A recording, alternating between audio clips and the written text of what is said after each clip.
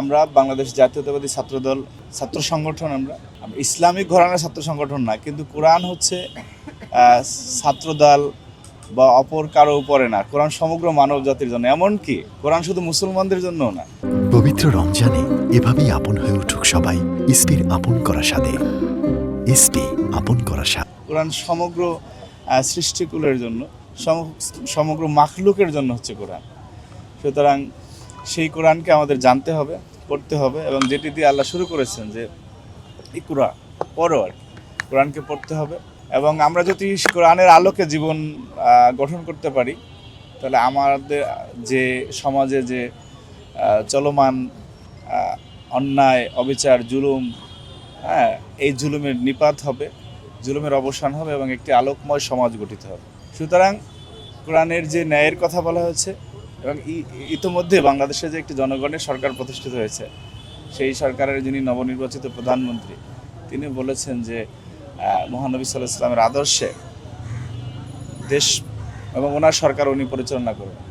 সুতরাং মহানবী সাল্লাল্লাহু আলাইহি ওয়াসাল্লামের আদর্শ, যেটুকু মহানবী সাল্লাল্লাহু আলাইহি ওয়াসাল্লাম বলেছেন ওহির মাধ্যমে, সব কিছুই কোরআনের অংশ। এই বিষয়টি আমরা গত বছর শুরু করেছিলাম পবিত্র হিফজুল কোরআন তেলাওয়াত প্রতিযোগিতা। আজকে এবছরের দ্বিতীয় পর্ব শুরু হলো।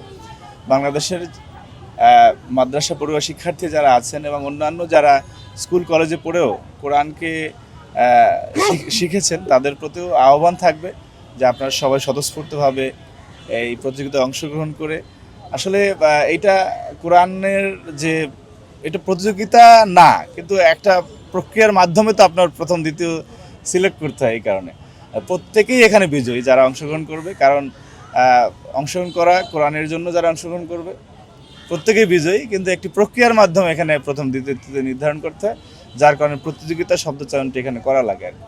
সুতরাং সবার প্রতি আহ্বান থাকবে, এবং আপনারা যারা এটা প্রচার করতেছেন আপনাদেরকেও ছাত্রদলের পক্ষ থেকে ধন্যবাদ এবং কৃতজ্ঞতা জানাচ্ছি যে একটি এই মহৎ উদ্যোগকে আপনাদের মাধ্যমে সারা দেশের মানুষ জানতে পারতেছে।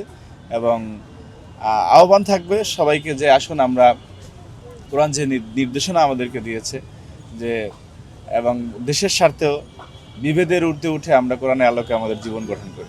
কেন্দ্রীয়ভাবে তো আমরা এখানে করেছি বাংলাদেশের একই সাথে অনেকগুলো বিশ্ববিদ্যালয়, যেমন রাজশাহী বিশ্ববিদ্যালয়ে, চিটাগাং বিশ্ববিদ্যালয় এবং অন্যান্য জায়গায় যদি আমাদের বিভিন্ন ইউনিটের শিক্ষা প্রতিষ্ঠানের সংশ্লিষ্ট ইউনিট যদি করে, সেখানে আমাদের স্পষ্ট সমর্থন রয়েছে যে প্রোগ্রামটি যেহেতু একটি মহৎ উদ্যোগ, সেটি যে প্রসারিত করুক না কেন সে বিষয়ে আমাদের সমর্থন এবং নির্দেশনা থাকে।